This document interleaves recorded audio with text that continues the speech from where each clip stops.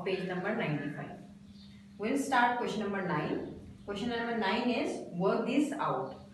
Part A हम इसका देखते हैं, जिसमें हमारे पास डिविडेंड गिवन है 69 और डिवाइजर है 3। डिविडेंड को ऑब्जर्व करें तो फर्स्ट वाला डिजिट डिवाइजर से बड़ा है, जबकि लास्ट वाले क्वेश्चंस में आपने देखा था डिविडेंड का फर्स्ट वाला डिजिट डिवाइजर से छोटा होता था, तो हम सेकंड वाला डिविडेंड साथ में ज्वाइन करके वैल्यू को बड़ा करते थे और फिर डिवाइड करना शुरू करते थे।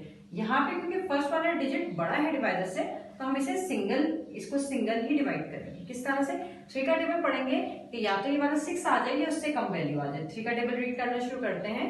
3 1 जा 3, 3 2 जा 6, 3 2 जा ही 6 हो रहे हैं, तो 3 को 2 से मल्टीप्लाई करेंगे। 6 एग्जैक्ट वैल्यू आ रही है, 6 में से 6 को माइनस किया तो हमारे पास कुछ भी नहीं बचा, मैंने क्रॉस प्लेस कर दिया। 9 को मैंने नीचे उतारा। अब 3 का टेबल पढ़ेंगे इतना कि या तो 9 आ जाए या उससे कम वैल्यू, तो 3 1 जा 3, 3 2 जा 6, 3 3 जा 9, तो 3 को 3 टाइम मल्टीप्लाई करेंगे तो 3 3 जा 9।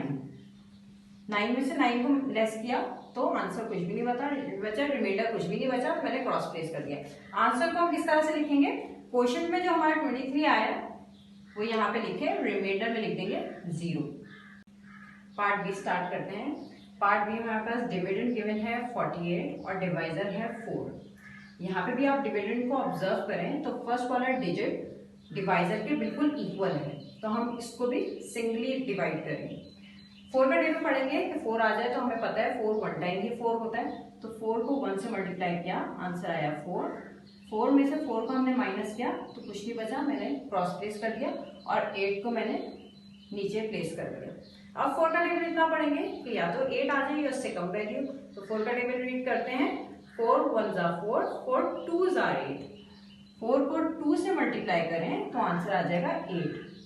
8 में से 8 को माइनस किया मैंने, तो मेरे पास रिमाइंडर कुछ नहीं बचा, मैंने क्रॉस प्लेस कर दिया। अब आंसर को किस तरह लिखेंगे? क्वेश्चन में हमारे पास आया 12, हम लिखेंगे 12, रिमाइंडर क्योंकि कुछ नहीं बचा तो हमने लिख दिया 0। आई होप आपको ये वाले क्वेश्चन बहुत अच्छे से समझ में आ गए होंगे। बाकी के पार्ट्स आप बुक से देख के कॉपी में सॉल्व कीजिएगा। स्टार्ट करते हैं question number 10। Question is solve and write the remainder and quotient. यहाँ पे देखें लिखा हुआ रिमाइंडर को हमने स्मॉल r से रिप्रेजेंट करना। पार्ट ए देखते हैं इसका।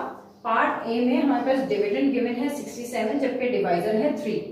डिविडेंड को हम लोग ऑब्जर्व करें तो फर्स्ट वाला डिजिट डिवाइजर से बड़ा है, तो हम सेकंड वाला डिजिट डिविडेंड का सेकंड डिजिट हम लोग फर्स्ट वाले डिजिट के साथ ज्वाइन नहीं करेंगे।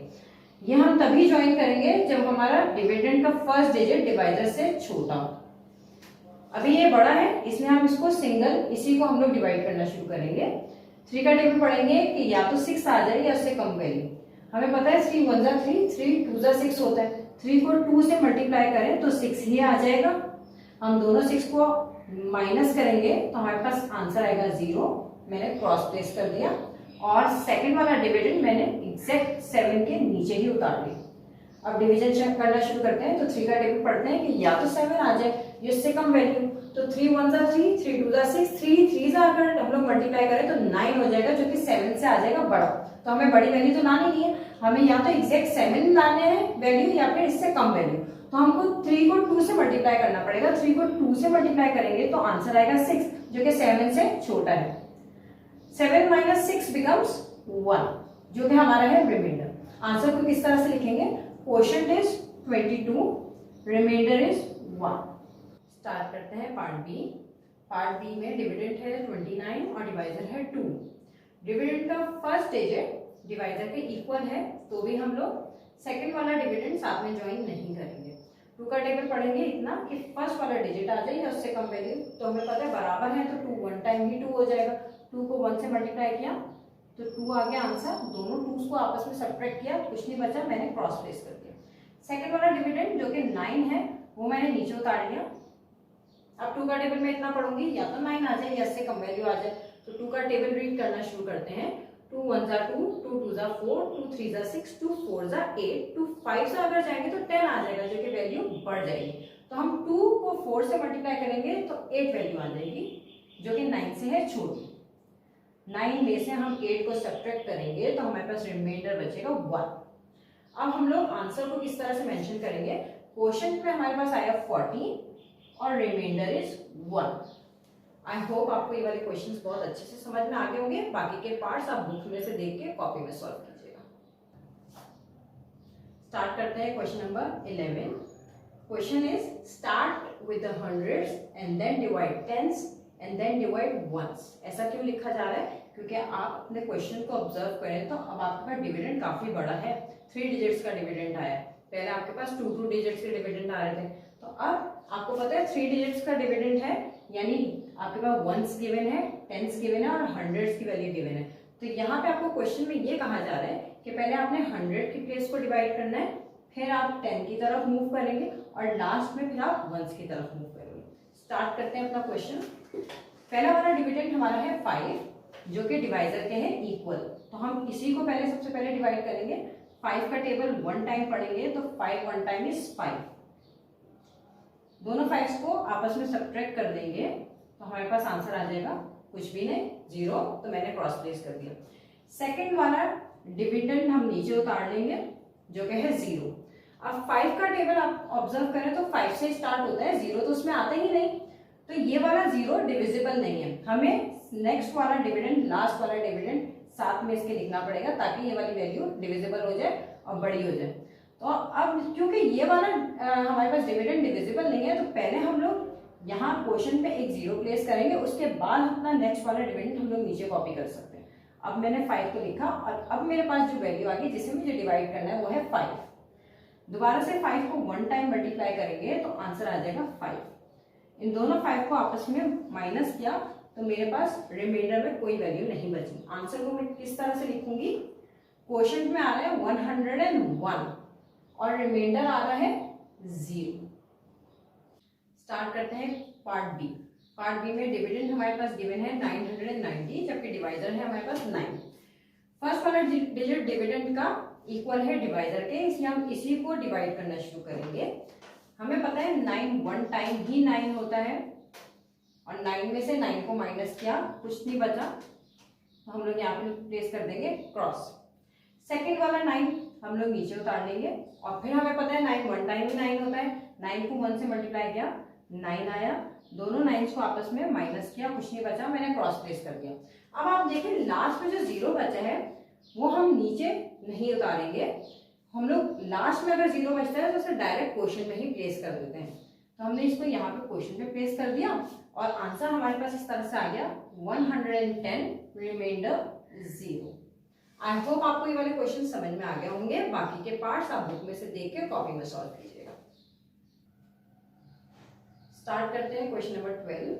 Question number 12 is solve the following sums in your notebook. हमें वही डिवीजन करनी है जिस तरह से मैंने आपको पहले सिखाया है। डिवाइजर हमारे पास 6 गिवन है और डिविडेंड हमारे पास गिवन है 616। फर्स्ट वाला डिविडेंड डिवाइजर के इक्वल है, तो हम लोग इसी को डिवाइड करना शुरू करेंगे। किस तरह से, 6 का टेबल 1 टाइम पढ़ेंगे, 6 1 टाइम है 6, 6 में से 6 को माइनस किया, कुछ नहीं बचा, मैंने क्रॉस प्लेस कर दिया। सेकेंड वाला डिविडेंड मैंने नीचे कॉपी किया और फिर मैंने 6 को 1 टाइम मल्टीप्लाई किया, दोबारा 6 आ गया, 6 1 टाइम इज 6, माइनस किया, कुछ नहीं बचा। लास्ट में जैसे कि मैंने आपको लास्ट वाले क्वेश्चन में भी बताया, आखिर में 0 बचेगा तो हमें नीचे उतारने के बजाय डायरेक्ट क्वेश्चन में ही उसको प्लेस कर देंगे। हमारे पास अब आंसर क्या आएगा 110, रिमाइंडर 0। स्टार्ट करते हैं पार्ट बी। पार्ट बी में डिविडेंड हमारे पास है 809, जबकि डिवाइजर है 8। डिविडेंड का फर्स्ट डिजिट डिवाइजर के इक्वल है, तो हम इसी को डिवाइड करना शुरू करेंगे। 8 1 इज 8, माइनस करेंगे, 8 में से 8 को माइनस किया, 0 बचा, मैंने क्रॉस प्लेस कर दिया। सेकंड वाला डिविडेंड 0 मैंने यहाँ पे प्लेस कर दिया। अब हमें पता है 0 8 से है छोटा और 8 का टेबल तो 8 से स्टार्ट होता है, तो मुझे यकीनन इस वाली वैल्यू को बढ़ाना पड़ेगा। उसके लिए मुझे लास्ट वाला डिविडेंड 9 साथ में हम लोग मुझे प्लेस करना पड़ेगा ताकि वैल्यू हो जाए बड़ी। मगर क्योंकि ये वाला 0 डिविजिबल नहीं है, इसलिए पहले मैं इसका क्वेश्चन में इसके लिए 0 प्लेस करूंगी और फिर मैं लास्ट वाला डिविडेंड 9 उतारूंगी नीचे। अब मुझे किसको डिवाइड करना है, 9 को डिवाइड करना है 8 से। 8 का टेबल इतना पढ़ना है कि या तो 9 आ जाए या उससे कम वैल्यू, तो मुझे पता है 8 1 टाइम इज 8 होता है, 2 टाइम अगर करूंगी तो 16 हो जाएगा, 9 से काफी बढ़ जाएगी वैल्यू, तो इस वजह से मैं 8 को 1 से ही मल्टीप्लाई करूंगी। 8 1 टाइम इज 8। 9 में से मैंने 8 को माइनस किया तो मेरे पास आया रिमाइंडर 1। आंसर को किस तरह से मेंशन करूंगी मैं, क्वेश्चन में मेरे पास आंसर आया 101। 101 रिमाइंडर इज 1। आई होप आपको ये वाले क्वेश्चन समझ में आ गए होंगे। बहुत ही आसान क्वेश्चन है। बाकी के पार्ट्स आप बुक में से देख के कॉपी में सॉल्व कीजिएगा। होमवर्क की तरफ चलते हैं। आपको एक्सरसाइज 2 ही सॉल्व करनी है जो कि पेज नंबर 95 पे, और ये एक्सरसाइज आपको कॉपीज में सॉल्व करनी है। इसका क्वेश्चन नंबर 9, इसका पार्ट ए से लेके ई तक आप सॉल्व करेंगे। क्वेश्चन नंबर 10 का भी पार्ट ए से ई तक सॉल्व करेंगे। Question number 11 A to G solve करेंगे और क्वेश्चन नंबर 12 भी ए टू जी सॉल्व करेंगे।